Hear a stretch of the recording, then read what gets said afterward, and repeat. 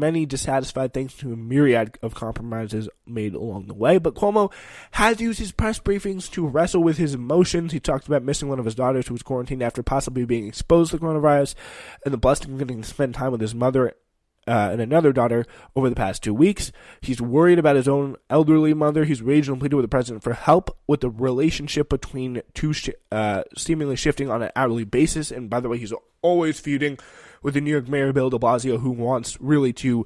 He was like, let's shut the city down. Let's contain this thing. Bill de Blasio was, and for some reason Andrew Cuomo was like, no, I don't know why.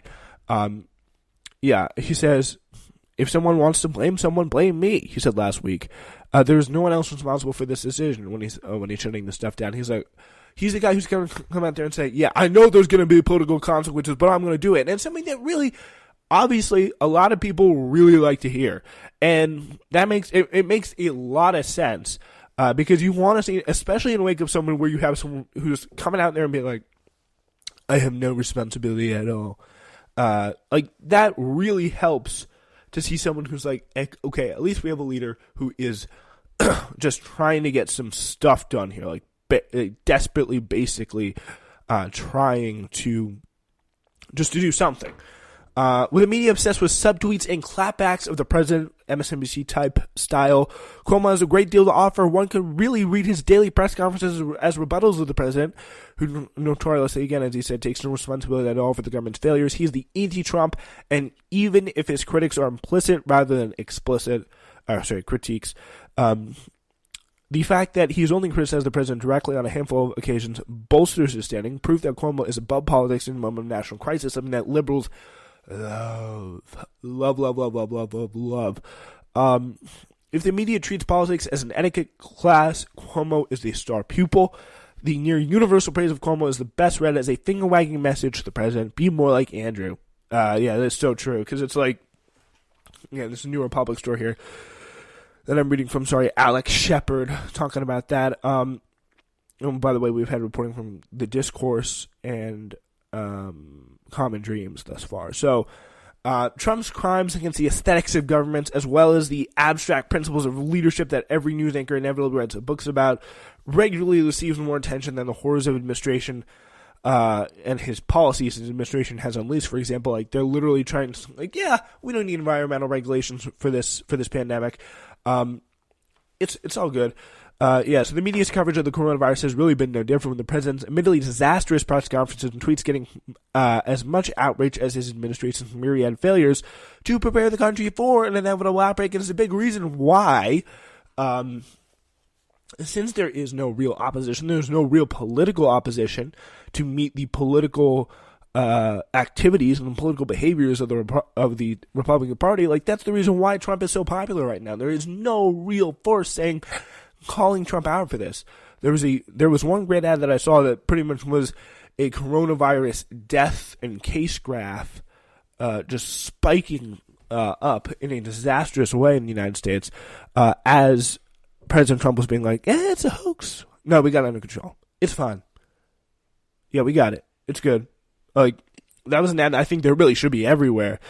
And it's good because Trump sent a cease and desist letter request for that. So you really get the sense that there is something that is very, very important and prescient. Like, that is something that they need to take care of. Cuomo's actual performance has been secondary to his press conferences. California's Governor Gavin Newsom acted more quickly, shutting down businesses down days before New York did. New York has currently 10 times as many cases as California, but Newsom's briefings have not become the events that Cuomo's have. Criticisms of Cuomo, particularly of his plan to make cuts to Medicaid in an effort to trim the state's budget deficit, have failed to break through in the rush to coordinate him.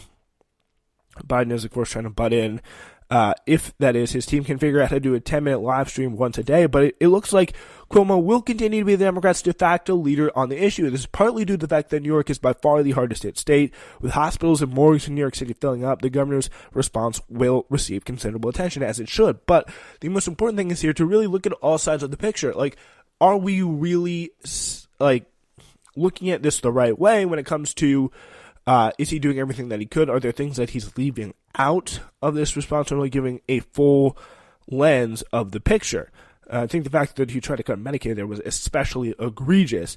The president's own maneuvers, especially his insistence that that the country reopen for business by Easter, are setting up a clash with Cuomo and other governors who are just like, we need to stop this.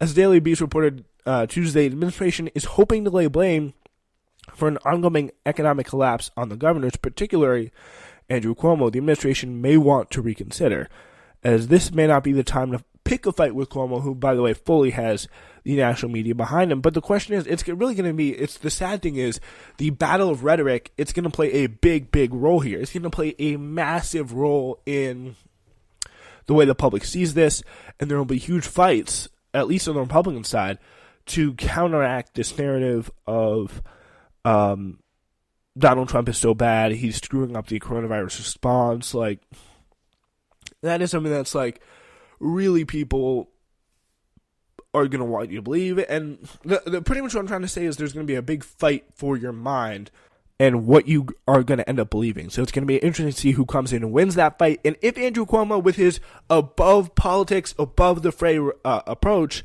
can counteract Trump's punch, we're going to get you, you're to blame for this is your fault approach. And I think it's going to be tough. I really think it's going to be tough to possibly and plausibly convince everyone out there that the Democrats are to blame for this. Like, the Democrats the Republicans are to blame for this. And it's going to be very, very tough because they have come to play. They know that they're giving away a lot to corporations. They know that Trump's response on this has been objectively terrible and probably killed people. And they're going to use everything. They're going to use every trick in their book to make sure that he is responding to this. And so far, it really is working. And here's another fun little thing about his response. He's expected as early as the end of the week to sign the legislation that would establish a $4.5 trillion bailout fund for large corporations, literally more than the entire package itself. It would end up that because the Fed can leverage it over, and that would make it taken from $500 billion to $4.5 trillion, magnified by orders of magnitude that are incredible.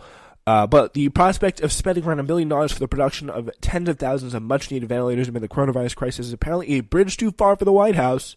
Too much. You want to give out big bailouts? That's fine. Do it. Eat your heart out. Do it. You can do it easily. But when it comes to the possibility of, buying ventilators, much-needed ventilators, no.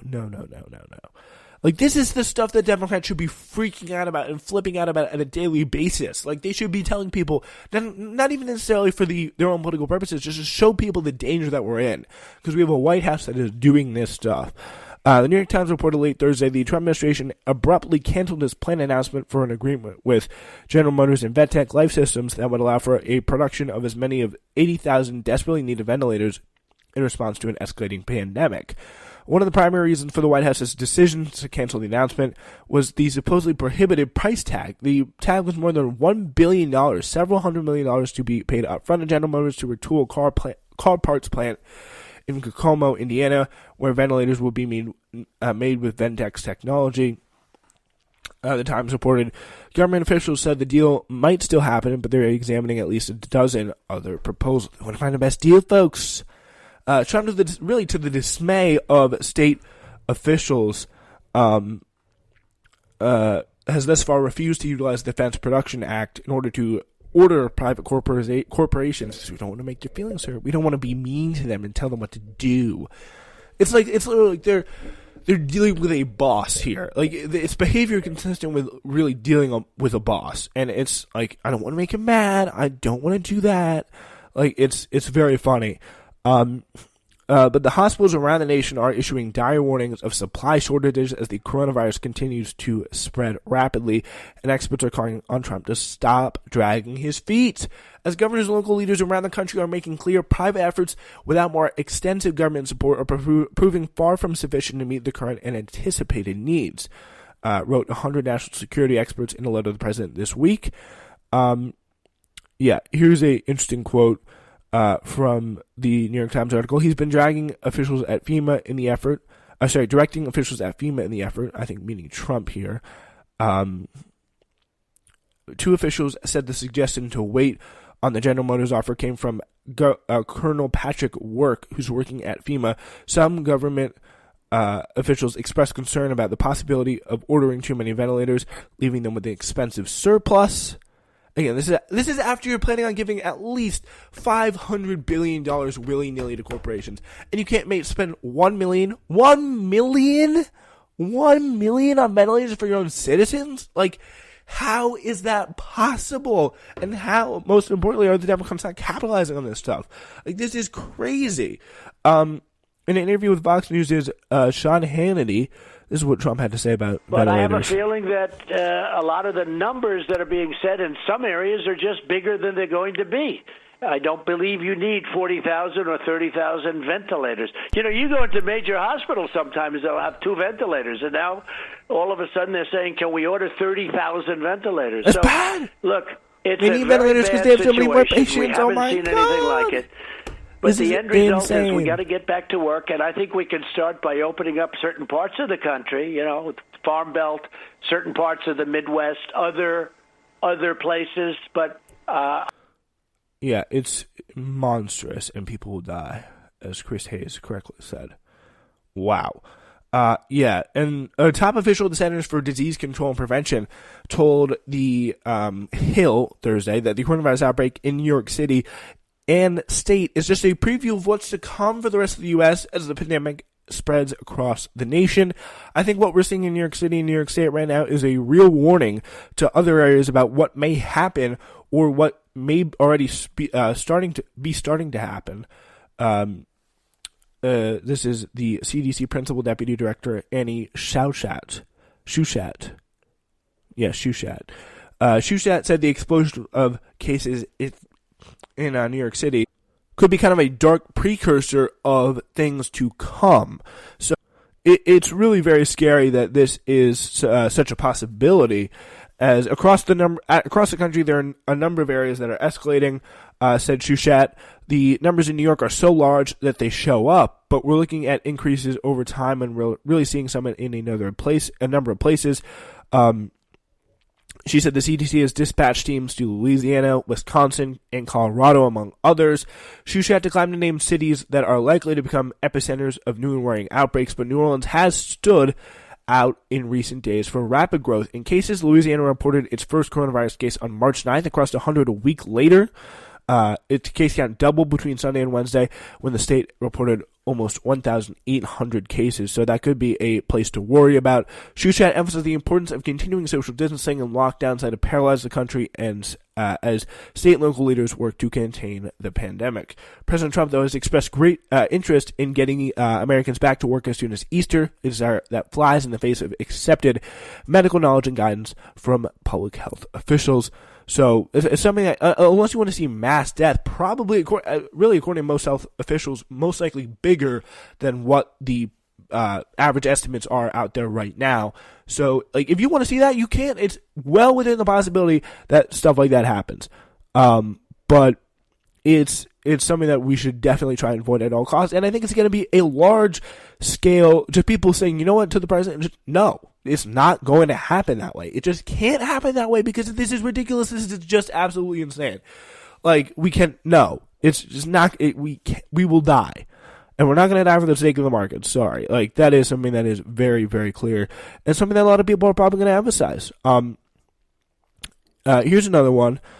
Guys, a lot of people losing their jobs. I don't know if you knew that. After millions of Americans have probably lost their jobs, 3.28 million, in unemployment claims in 1 week. Medicare for All advocates are pointing to the crisis as the latest and clearest evidence the U.S. must abandon its for-profit healthcare system once and for all. Because if it's tied to your employer, you can lose your health insurance for just getting laid off. And a lot of people are losing their private health insurance, maybe around 3 million or so, just maybe.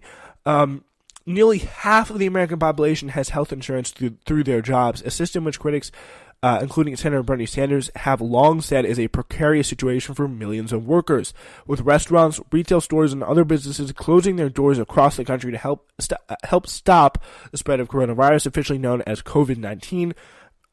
Millions of workers could now be forced to seek coverage through the Consolidated Omnibus Budget Reconciliation Act, or COBRA, through the Affordable Care Act, or through Medicaid.